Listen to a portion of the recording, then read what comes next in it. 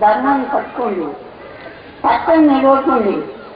ఇది అశాశ్వతమైనట్లాంటి సృష్టి ఎప్పుడో ఒకసారి లయించిపోతుంది. ఎట్లా లయించుతుంది? మా ప్రళయ కాలంలో అంత శూన్యమైపోతుంది. అప్పుడేం లేదు, ఎవరు లేరు. అయ్యే జీవులు అలా కర్మలు భోగించడానికి ఆ నర్కలోకం, స్వర్గలోకం, పుణ్యలోకము అవన్నీ లోకాలు అనమాట. ఎన్ని లోకాలు తిరిగినా జీవునికి ముక్తి లేదు. తన నిజ స్థితిని పొందగలడు. అవి లోకాలని తిరిగి మళ్ళీ ఇక్కడ వచ్చే మళ్ళీ ఈ మానవజనం పుట్టే ఆ నిజ స్థితిని పొందవలస్తుంది. ఈ సత్యమని నమ్మండి.